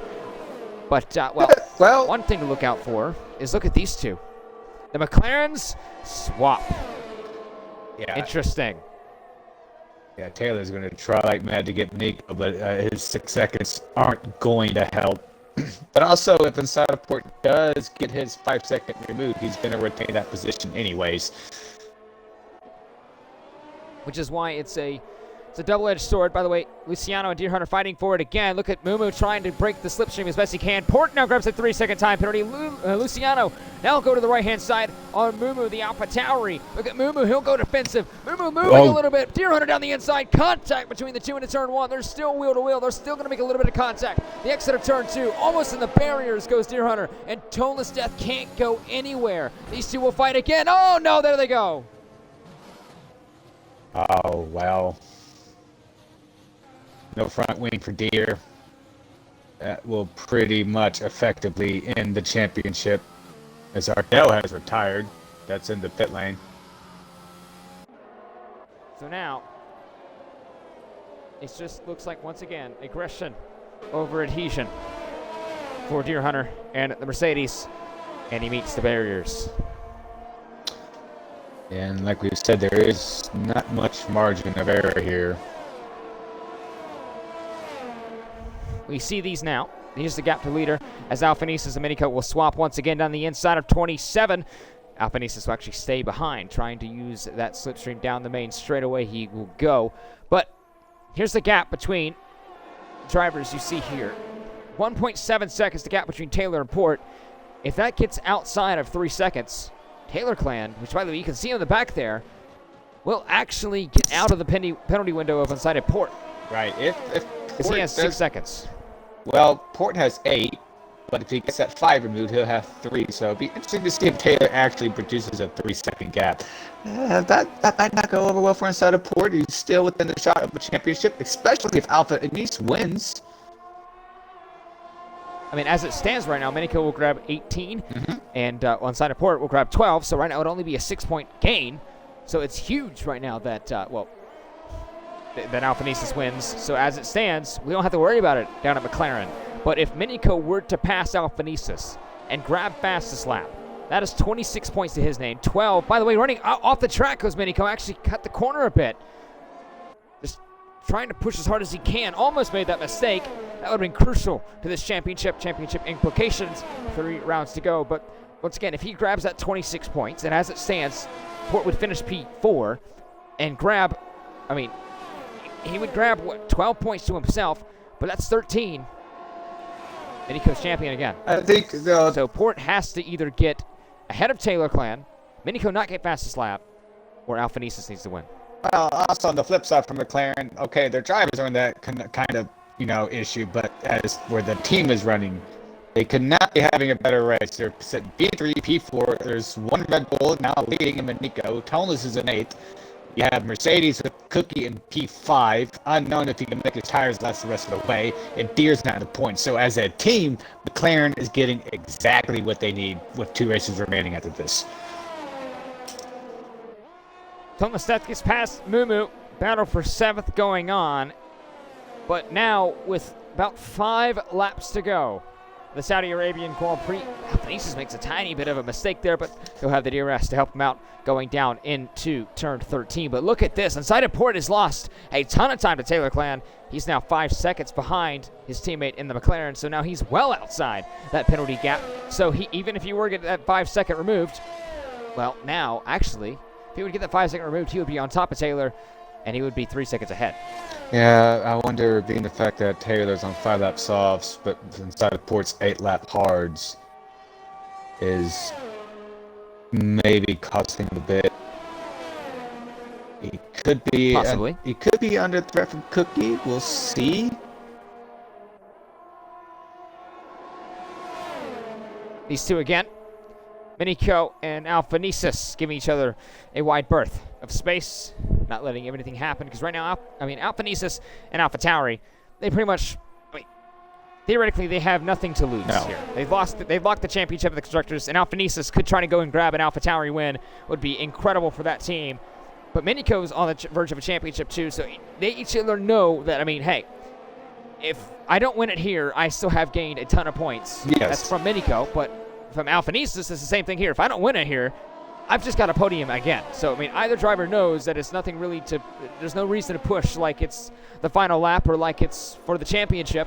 Because, for Minico it is, but Unsighted Port's going to have a long way to go a week from now to even get close to Minico. I don't know. It's just not really worth risking it all now. Well, on the flip side is AlphaTauri has not won this year, and they have been close. Monaco, Bailey was close. Alphanese has been he's been on the podiums, but he's been close. So I don't blame him for wanting this. We'll see who wants it more. They'll go again. Johanna will grab the fastest lap, which is crucial because if Port does indeed get third, Minico, unless he absolutely sends it for that fastest lap, will not win the championship tonight. I don't think with beer on fresh softs now in P10. Oh, well, he's fouling P10. I don't think Minico's going to be able to run a lap that's faster than Deere at the moment. Deere in a 29.2, and Minico, his fastest lap is a 30.1, so...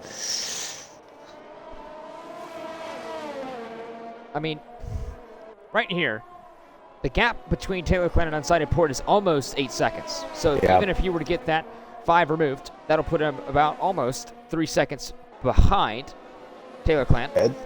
And then with his 3-second time penalty, Taylor Clan would be ahead of Port. But does Taylor Clan play the team game? Because remember, we talked to him a couple of times, and remember, he said himself that he came to McLaren not to really win the championship.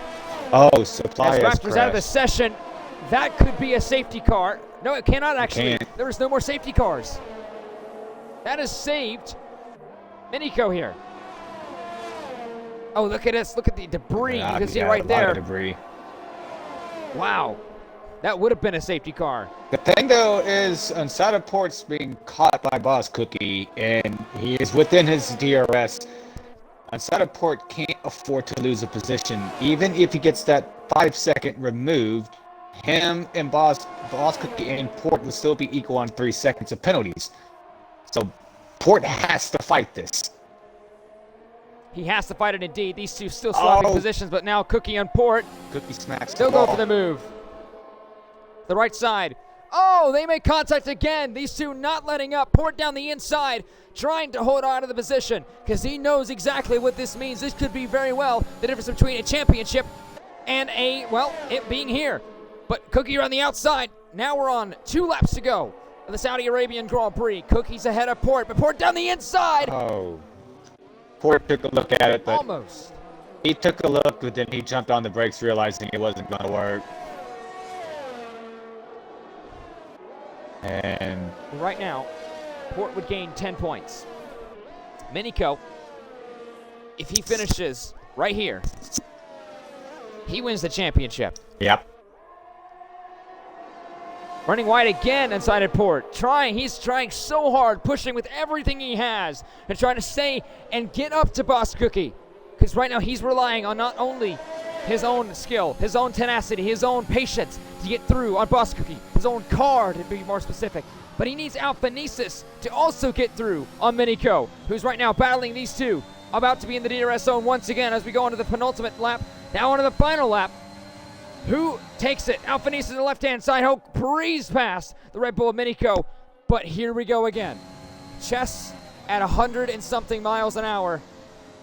We could have a stunning final lap for a last lap decider, not only of the race, but of the championship. Taylor Clan is within 3 seconds of these two now. We're on the final lap of the Saudi Arabian Grand Prix. Here comes Minico. He'll try to make this move into turn one. Around the outside he'll go. They're not going to give it up, Alphanesis. Around the outside of two. The two are still side by side. They're still wheel to wheel. And Alphanesis stays ahead of Minico. He's not going to let him have it. He is not going to play the team game. He's going to try to win this race. So that answer already solves right there between unsighted Port and Cookie. What do? Looks like Port still stays behind. Cookie in the Mercedes is fourth. Luciano gets past Toneless. He wasn't able to get close enough under the... Well, does he make the move now?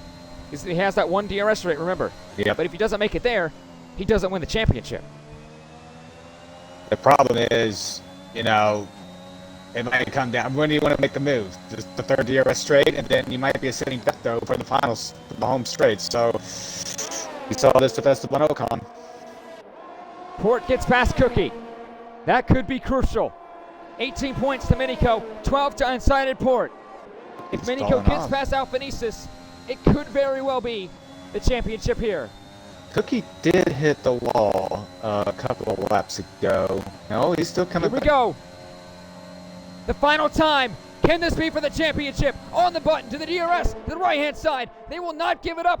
Alphanesis stays on the inside. He wants this win, but Minico wants it too. These two absolutely battling with everything they have. Alphanesis will be with the DRS. It's going to be a drag race down to the line. Who's going to win the chair? Who's going to go to the race? Alphanesis at the line. Minico wins the Saudi Arabian Grand Prix. Not only the Saudi Arabian Grand Prix.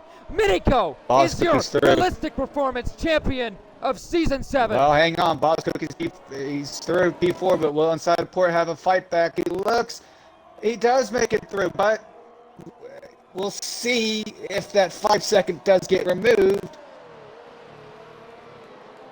But I believe Inside Port beat Cookie to the line. He did. He goes up to 4th, but with Port finishing 4th, gains 12 points. Minico finishing 1st, gains 25. That's 13 points. Minico is your champion of Realistic in Season 7 of the Breakout Racing League. And what a race it's been for a championship decider. Wow. He had to earn this one. Yes, he did. And that may be heartbreak for Inside Port. Absolute undulation for Minico and the Red Bull team, because they are now back-to-back drivers champions. They did it a season ago with Taylor Clan. They'll do it this season with the Canadian and Minico.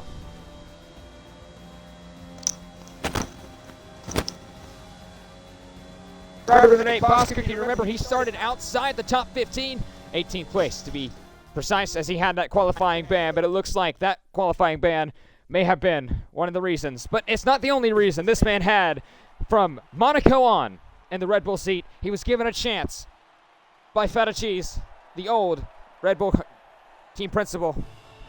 Well, he shows that it was not a bad decision. Minico, champion of the Realistic tier. It'll be interesting to hear from him.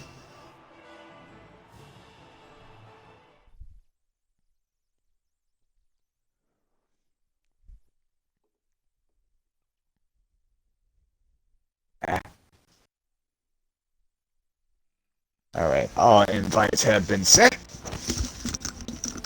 It wasn't a send-off from myself to Minico that would make the history books, but the race did it for me. Minico will win the Saudi Arabian Grand Prix. Is now his 5th of the season, but that's not important. That takes a seat compared to what happens next. Minico is your champion of the Realistic Performance tier. Alphanesis and the Alpha Tauri was oh so close. A 10th separates the two at the line. He'll grab 2nd once again. When can he grab that one spot higher? He wants that race victory. He was oh so close tonight. He was so close to getting it, but he wasn't letting it go easily. Taylor Clan in 3rd. He'll grab a podium once again for McLaren. 2nd straight. Boss Cookie from 18th rather to 4th. He'll grab a driver of the day bid as well. Luciano in 5th. Toneless Death 6th in the Red Bull. McLaren, well, what could have happened? Inside Port finished the 7th, but with a 5-second removal. If he does, that'll put him up to 4th once again. Even then, Minico is still your champion. Deer Hunter will grab 8th with DXC Ishio in 9th. Chile will grab out the top 10 in the Aston Martin Both will grab a points bid. Mumu in the Alpha Tauri actually crashed on the final lap. He'll grab outside the points. Meanfern with tweaking. Etrona all finished a lap down. And we've lost Supply Raptor, BRL Odell, BRL Wraith, Crispy, and Valkyrie from an electric finish to the inaugural Saudi Arabian Grand Prix. Yep, what a duel it was. And what a finish to the championship it was. I believe we have everyone here. I believe everyone's here, so go ahead. Take it away. P3 and P2 Well, at the podium. Taylor, Saudi Arabian Grand Prix. Taylor, you're one of only 2 drivers in the top 10 that decided to do the alt strategy. Was that a decision you wanted to do, or did McLaren want to do just a split strategy between you and Inside of Port? I mean, coming in, when we saw the wet, your mic's echoing, by the way. When we saw the wet quali, knew the alt stat was going to be quicker. I don't know why it was just me and Luciano on it, because that easily could have been a better gain for, like, Deer and Toneless, because they could have gained maybe even a podium from that. Those softs were amazing. I closed the... I don't even know what the gap was between Minico and me. I believe it was under 3 seconds. I'm talking about when I exited the pits. Oh, It was up there. That was, what, 10? It was over 10, It was wasn't probably it? close to 10. I mean, gaining 8 seconds in close to 10 laps is insane, especially with having to maneuver around Cookie because he was a moving chicane whenever I overtook him. Yep, Porsche should get that 5 removed, so 3-4. We will lose points to Red Bull. We'll gain to Mercedes, so kind of did what we wanted to. With Fanico winning and Toneless, I believe, coming home in P7, I was going to ask that question. You getting P3, Unsighted should finish P4 with his 5 second being removed. We noticed that as well in the race. So with 2 races remaining for the constructors, how do you feel about that? I mean, we can lock it next week. I feel pretty confident Abu Dhabi. I feel like me and him could recreate today and finish 3-4 at least. So I think if we do finish 3-4, we automatically lock it, unless Mercedes finishes 1-2, which Deer Hunter is at Abu Dhabi as well. So I'd expect him to be on pole by at least 3 tenths. Well, we'll see what happens next week. Congratulations on your P3, and we'll move to Alpha Nice. Congratulations on the podium again, but describe your battle with Manika for the win. Yeah, I'm total. Can you hear me first of all? Yep. I don't know, but I wait. There's a mic problem. Let me just fix that quick. Yeah, I hear myself. So okay now. Yeah, you sound good. Okay, whatever. I'm totally speechless, man, because I think this race was just mentally, stressful because I just had the biggest decision whether to win or just give the Drivers' Champions to Red Bull. I've got no words for what happened. I just want to say congrats to Minico. It's been 22 races of stressful incidents.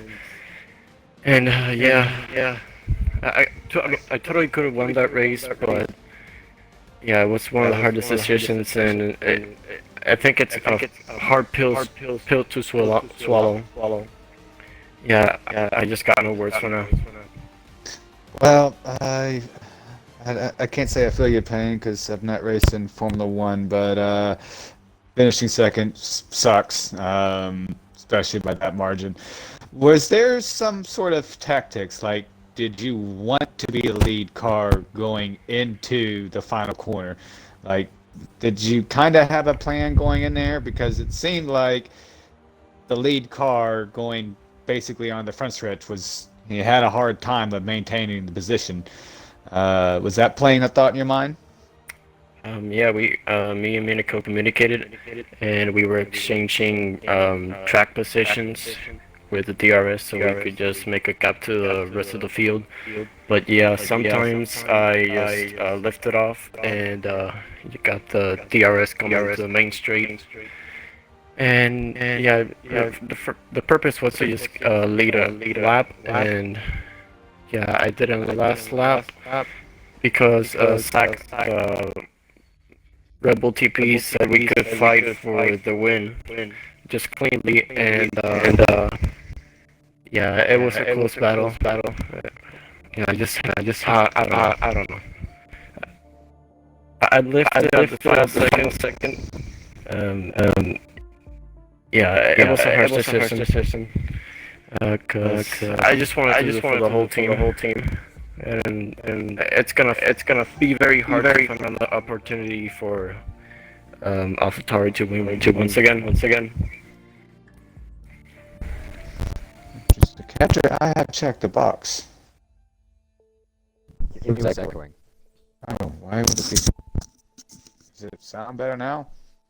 Yes. Okay, well, sorry that it was echoing.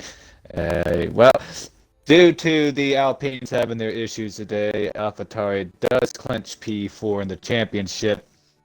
I don't know how Abu Dhabi is going to suit the AlphaTauri, but perhaps maybe Imola can suit y'all, and maybe you can finally get that elusive win for not just for you, but for AlphaTauri. I can hear the pain in your voice. I will say it was some really good racing, straight up, and clean racing. Y'all both, you and Manico, raced with a lot of respect. So I would say that about you and Manico's battle, and where y'all finished. Katra, let's give the champion his day. Or night. No, actually, that's where we end the stream. Thanks for tuning in. I'm kidding. P1. Not only with the Saudi Arabian Grand Prix, but the Realistic Performance Championship. Minico, congratulations on both behalfs. It was well deserved. I'm just absolutely speechless right now. 22 races also, the mic block. Yeah, okay. It's been 22 races for me. The first 5 races were in Aston. Honestly, the second I jumped in that Red Bull, I did not expect the season to go the way it did. Like, the amount of pressure and everything that I got, not only from McLaren, from Mercedes, all that, it just... Sometimes I made mistakes because of that, but in the end, I just managed to keep picking up points and keeping up the consistency at times. But yeah, I don't know what to say right now.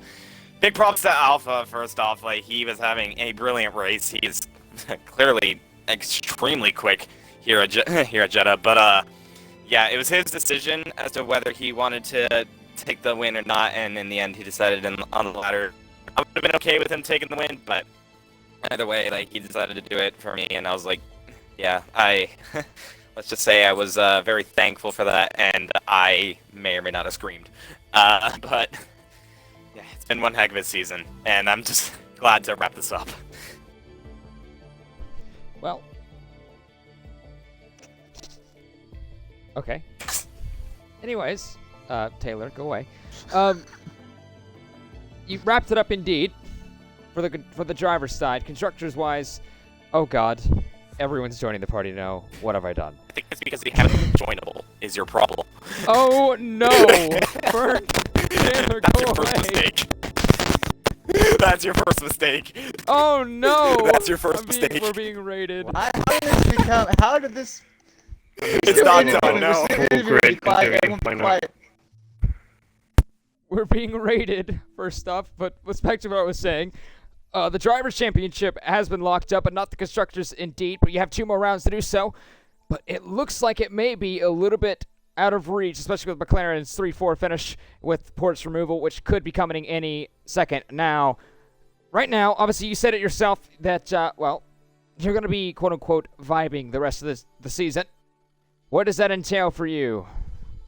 Well, it's probably going to go back to the midfield for me. I'm just going to take my time and just chill. I've got this championship. I could probably go back to where it all started, really. I could go back to Aston Martin, or I could just swap with someone at Red Bull, go to AlphaTauri. I don't know. I'll figure that out next coming week. But yeah, I'm just going to take my time.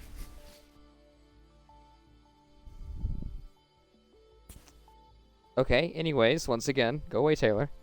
Oh god, now it's actually even here. We're still recording. Does anyone else want to join the party? Now's your chance. God, now you make me sound like a moron.